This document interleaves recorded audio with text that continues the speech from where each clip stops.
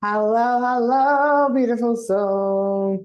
Oof, we have a very deep, very beautiful episode today, and I cannot tell you how much contraction has played out for me with this one. So, I'm going to talk about inner teenager, and I'm also just going to be really real about something. So, when something is important to us and we want to do it well, quite often our perfectionist part is going to show up. You can go back to episode 1 of my podcast I ever did called Is Perfectionism Ruining Your Life? If you need a little more on this part. But what happened to me is this is the deepest healing work that I've done. It's the work that really has changed and transformed my relationship with myself, with my body, with men, with everything that really, really matters to me, my business. And because of that, there's a huge part of me that wants to get it right, that wants to give you all the information, that wants to make sure that you have everything that you require in order to do this work. And that is a very high expectation, which is what I put on myself a lot when I was young. So I'm going to take all of that expectation away. I'm going to be kind and loving to myself, and I'm going to be present with you while we move through this topic. So when I was writing the notes for it, I wrote inner teen anger instead of inner teenager. And it made me laugh a lot because a lot of the big feelings, especially for me, anger, really become very alive for us in a different way when we become teenagers. It is a time of firsts. It is a time where we're discovering our sexuality, we're discovering desire, we're discovering what our bodies do, we're discovering hormones, we're discovering what we really like and what we don't like. And we have so many experiences where we hold so much shame around things we did, shame around things that were done to us, shame around things that we said yes to when we didn't mean it. All of this stuff can be very, very locked into this time in our life. Then we have academic pressure, we have things that were put upon us. And that's just if you went from A to B, right? If you got through your teenage years with very few events, that's just like basic teenage life, right? And it's interesting because I actually went back for a time and I worked with teenagers for 7 years. And that is curious to me now that I do this deep work. And I should say, I'm Jo Bell, if you don't know me, and I am a coach. And I help women to transform their external worlds by transforming their internal worlds and loving themselves so deeply and completely that everything changes. It is beautiful, deep, and sacred work. And this is a huge part of what I do. So we have this time. We have this time of firsts. We have this time of discovery. Now, there is a beautiful model called Erickson's Stages of Development. And in this model, they talk about each stage of being a human and what happens when we successfully complete the stage. So, for example, there's one when you're younger where you're really learning autonomy and you're learning to do things for yourself and you're learning to tie your shoes, you're learning that you're capable in the world. If you complete that stage, then you feel good about who you are and you have a sense of autonomy. If you don't, then later in life, you may find that you struggle to really be autonomous in certain ways. And it's a very interesting model to use and to look at if you are in a place where you feel stuck. If you are in a place where you're like, I don't know why I'm in this pattern, but it just keeps playing out. And for our teenage years, there are 2 stages that really cover this. The stages are all about learning social relationships and learning about ourselves and our personal beliefs and our personal desires and our identity. So if we complete these stages well, we feel really safe and secure in our relationships. We know who we are. We can be truly, truly true to ourselves. We have clear belief systems. But if the conditions weren't perfect, and if for any reason that wasn't your story, it wasn't mine, then we don't successfully pass that stage. And later in life, we can really, really struggle with our sovereignty. We can struggle to really see the value in who we are. We can struggle to be in relationship with others. We can struggle to feel secure in relationship, valued, healthy. And there can be a lot of loneliness and isolation that comes from not completing this stage, not just at the time, but later on in life. And that is really what we're here to talk about. We're here to talk about how your past can influence your present, and also how we can heal it so that you can move into something new, so that you can move into a future that you truly, truly deserve and desire, that is truly, truly for you. Okay? So I hope that that idea makes sense. It's, if you complete these stages, if conditions were good, then you feel secure in who you are. But if things happened, then you maybe don't. And there is big T trauma, so things like abuse, neglect, violence, chronic things that happened. There's also little T trauma. There's being put down all the time. There's being bullied. That can also be big T trauma depending on the nature of it. But I don't want us to get into too much categorization. What I do want to say is anything that happened that felt real to you is real. And you don't need to go around comparing and think, well, I shouldn't have a problem here, because actually I was loved and I went to a healthy home and all of this stuff. If there are things for you that are playing out and you know that they're there, then they're there. And the biggest disservice that we can do to ourselves is to pretend that they aren't. So I really want you to know that it's really, really important that we are clear about that. We're clear about the fact that we get to feel how we feel, no shaming ourselves, and really allowing whatever is here and present to come forward.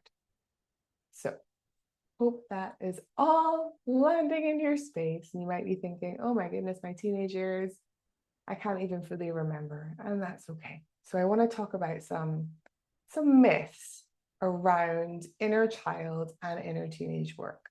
So inner child is anything from 0 to 25 years old. Again, you can go back into another episode that I've done and listen to it if you want to know about healing your inner child. I go into it in depth in there. So anything from 0 to 25, because around 25 years old, our brains are formed. They're fully formed, they're programmed. So all the way from 0 to 25, our brains are reprogramming themselves the whole time. And it's like, what is important for me to know? And positive and negative, so not just good things, stay in the brain. If you ever watch the film Inside Out, I think it's a really good representation of this. What is important for me to know? Like, what do I need to know for my safety? What do I need to know in terms of how I relate to people? What do I need to know about the world? And we hold on to these beliefs, right? We hold on to things that we learn at this stage because it's when our brain is forming. And when you're a teenager, your brain goes through this kind of pruning process where it takes away a lot of the childhood stuff and it starts to replace it with things that are happening in real time. Now, when we're doing inner teenager work or inner child work, we're going back to a teenage part of you that is frozen in time, that has experienced some kind of shock, some kind of disruption, some kind of fear, something big in their system that has led them to form a belief. Okay, has led them to form a belief. And this is really intuitive, and whatever age comes forward for you is always the kind of age that needs to be alive at this time. But they're frozen in time and they're holding on to something. And the biggest myth that keeps a lot of people away from inner child work is that you need to go back and dissect everything that happened. You need to relive it again. You got to stay in it. And the opposite is true. This stuff for me, and I'll speak personally, this was running my life. And it still has been in some ways. I have a very good relationship with my inner teenager now, but I speak to her all the time. Because the patterns, the beliefs, the triggers, like everything, it's in you. So if you ignore it and pretend that it doesn't exist, then that means that nothing will change. And when we have awareness and we can work with this part, we can do it in a very tender way that does not require you to go back into traumatic events. Actually, what we do is we remove your teenager from those events. Same with inner child work. We get to take them out. We don't need to leave them where they are. So it's very profoundly healing and very, very beautiful. But I will share with you, this is my personal journey. I was doing inner child work for about 6 years before I even touched it, because I had so much shame and so much judgment around this part of my life, and specifically for me, around how I looked, and my body. And I don't have a single picture of me as a teenager. I threw them all away because I was so ashamed of her.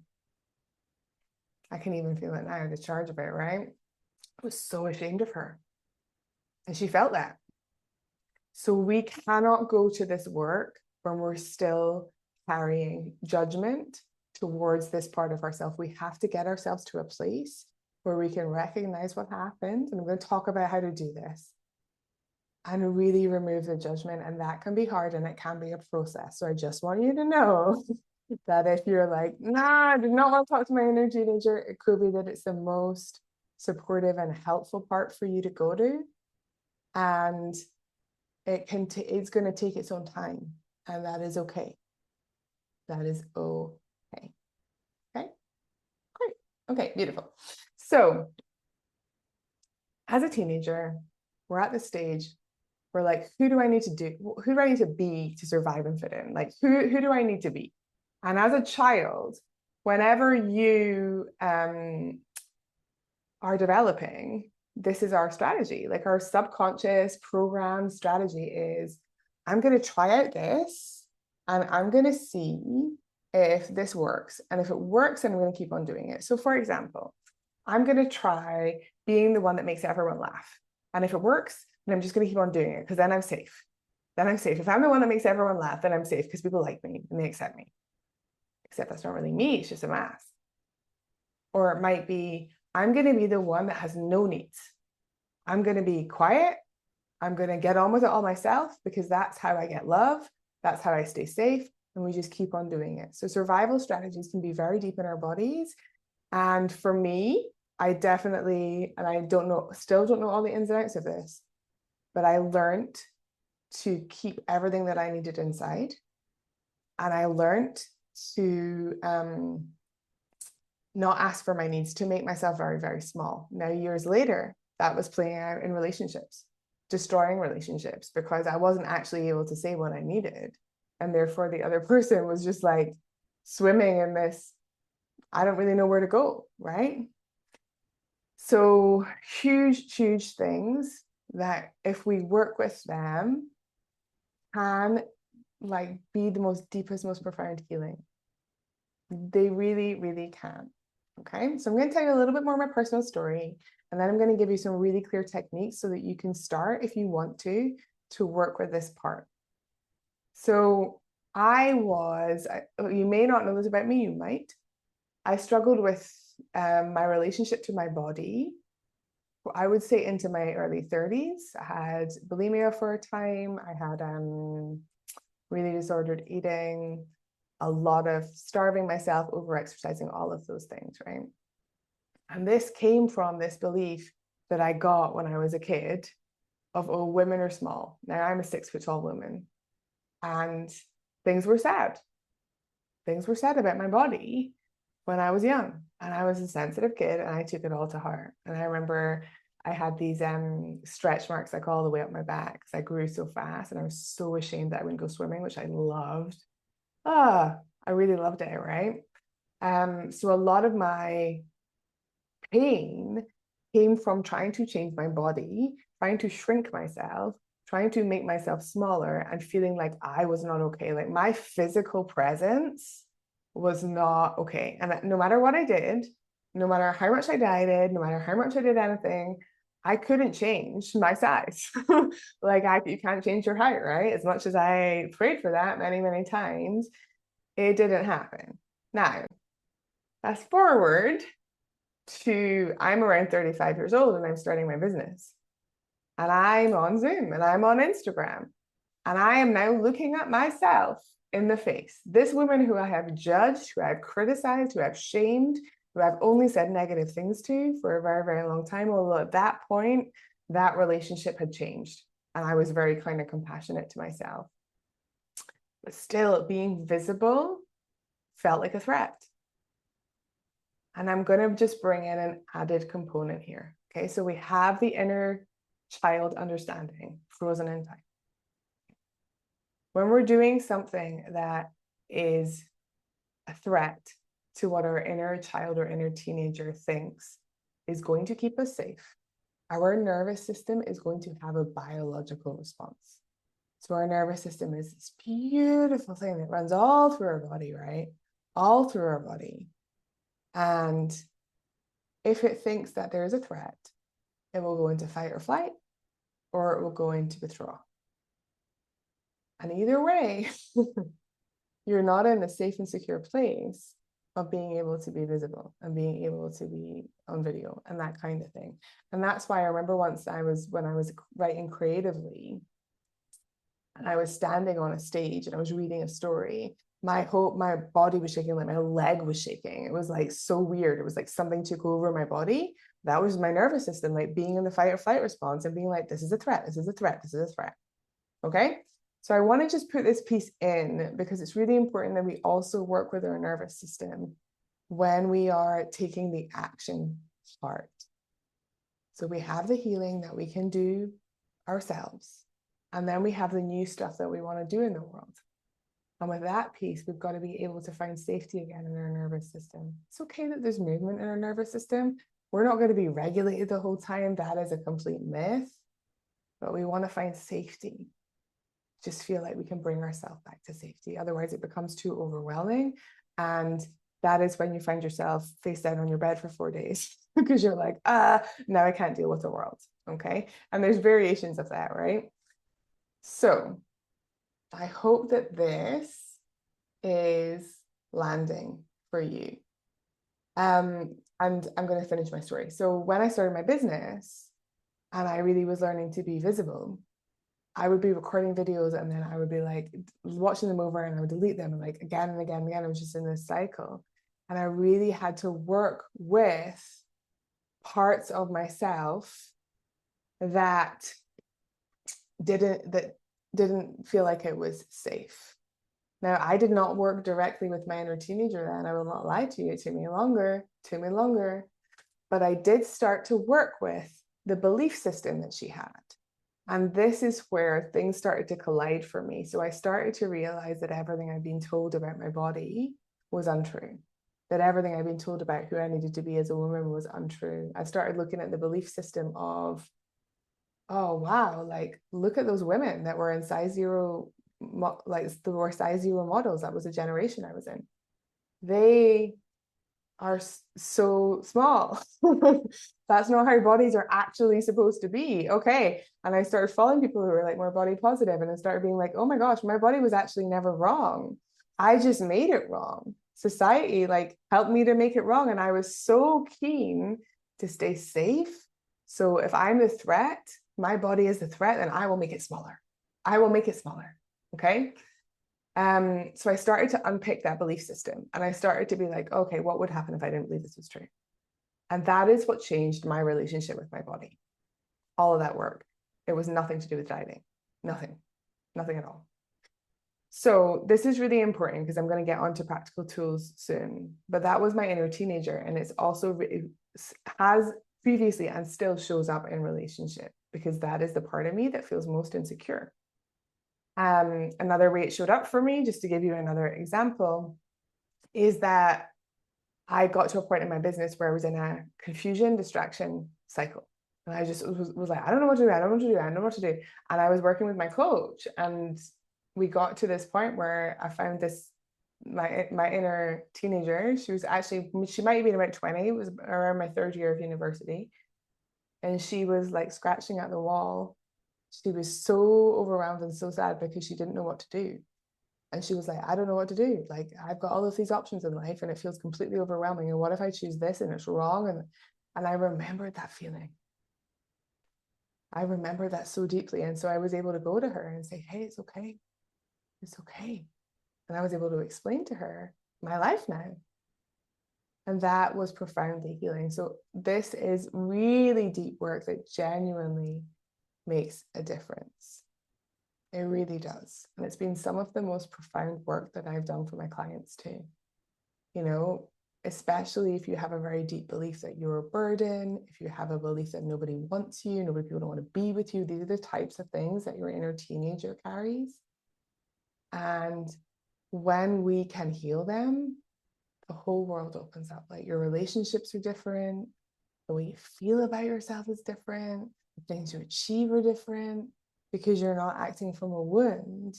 You're acting from the truth of who you are. Okay, so let's talk practical tools. And the first thing that I want you to know is that you don't have to go poking around. So it can be helpful from an awareness perspective to be like, okay, these are the events of my life. These are the things that happened. I wonder what I learned to believe because of these. If we can go in with the energy of curiosity, that can be an incredibly helpful process. Oh, like I learned to believe this. Okay, curious. But we don't have to go back and really poke at experiences just because we had them. The important thing with this work is that we are really identifying what is present now that is holding me back, that may be connected to them. What is present now that is holding me back that may be connected to them? So if you think about the big things that happen during teenage times, I've got to people please and fit in and do some kind of survival. So that might be your inner teenager piece. If you still feel that piece really alive, or you might just be in a cycle where you're like, I just can't get out of this. Or you might know consciously that you have a deep fear of disappointing your parents still, even though you're X years old. And actually, that's not really yours, it's hers. Okay? So we don't need to poke around, but we can have awareness. And then if I was working with you as a coach, I would be really concerned most of all with what is happening in the present. What do you want in the present? Why are you not getting it? And then that's where we go. That's where we go to bridge the belief.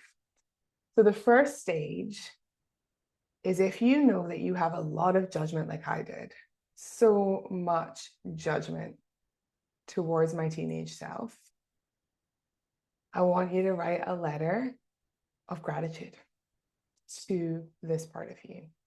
So I did this, and I did it specifically around drinking because I had a lot of judgment at how much she drank, the fact that she was always drinking, she was like blackout drunk all the time. And I wrote her a letter and I thanked her. Because you know what that was? That was survival.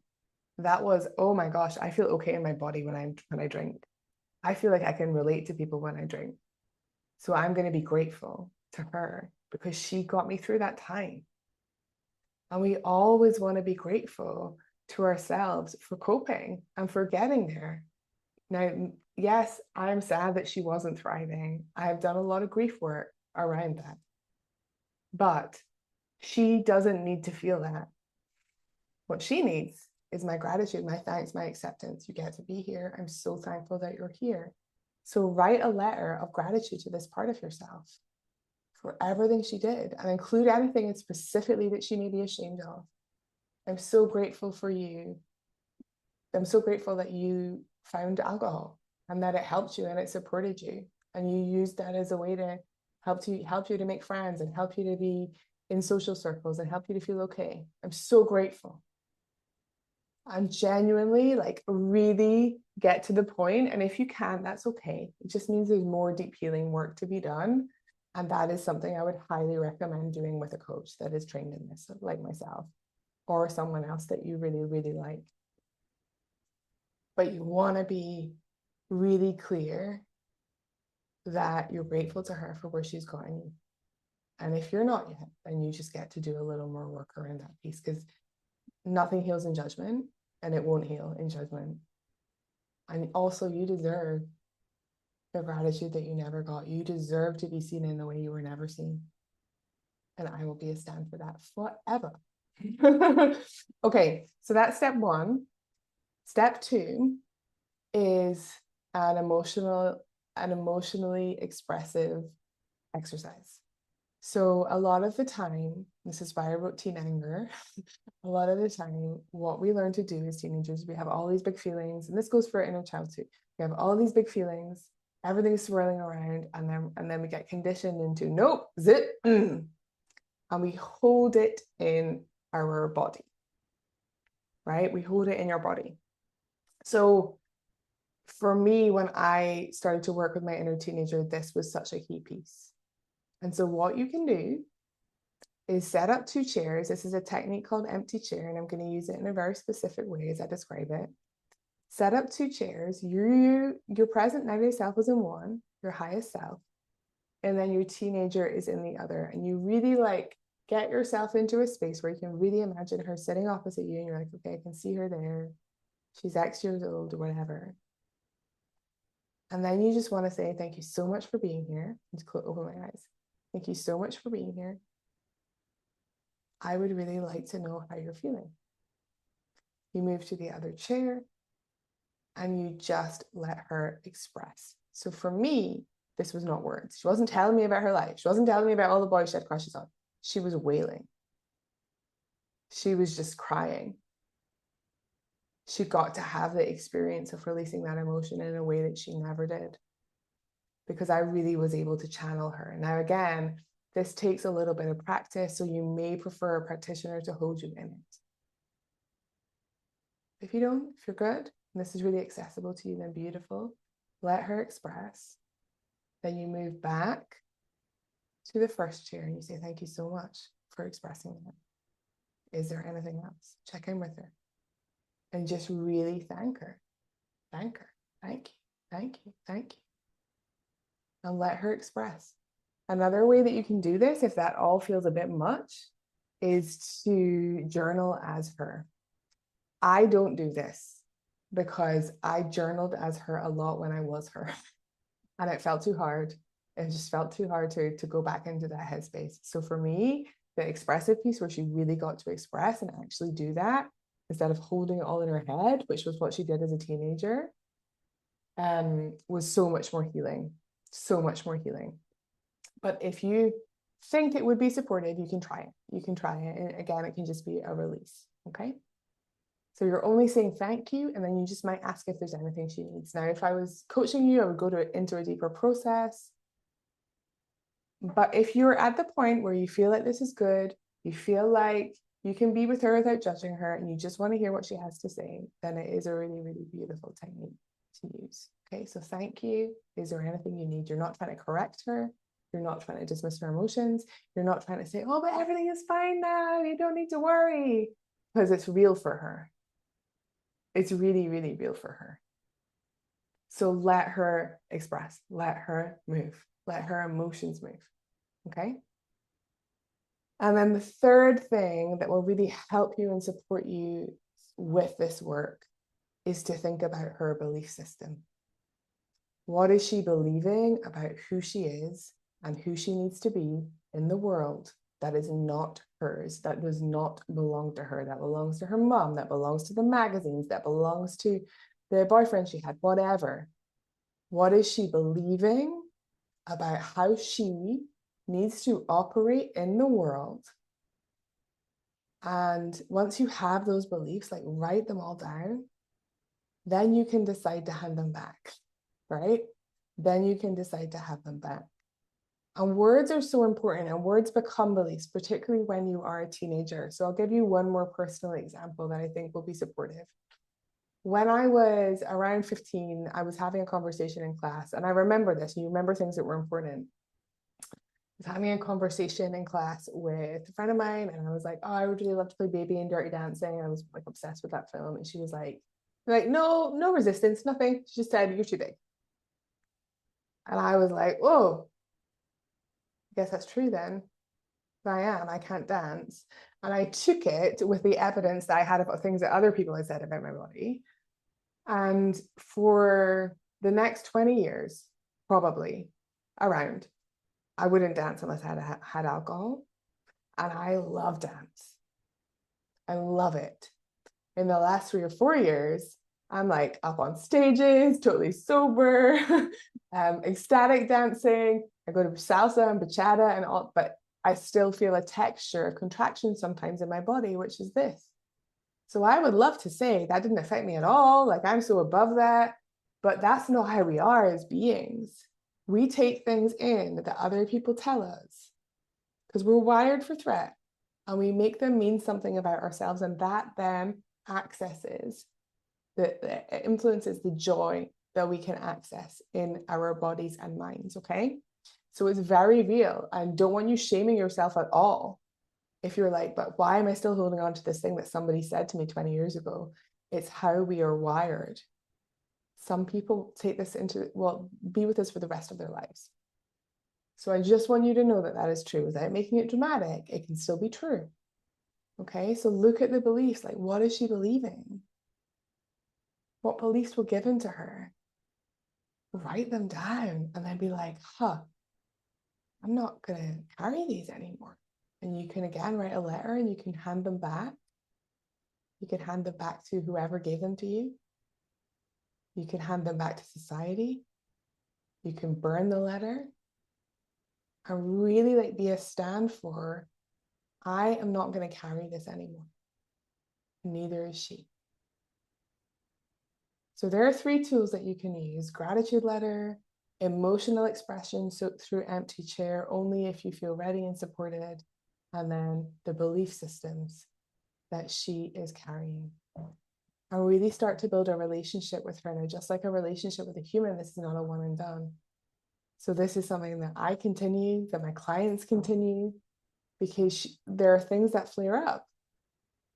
But we get to work with them, and what a great privilege to get to know yourself on this level and to get to heal on this level. That is today's episode. I hope it was supportive. This is the thing. I thought I was broken. And I know a lot of people come into self-development that way and they just think they're broken and that life will never change for them. So I felt. But you're not broken. You don't need to be fixed. You just went through some stuff and you learned some things that were unhelpful. And this is where we get to work with this tender, beautiful part of you. And we get to release her from everything that she's carrying. And then we get to see what magic starts to unfold in your life. So I'm so excited. Let me know your breakthroughs. Let me know your ahas. Let me know if you do any of the processes, how they go for you. Take your time. Be really kind, really, really gentle, and have a lot of capacity for yourself. Nothing heals in judgment. I'm sending you so much love.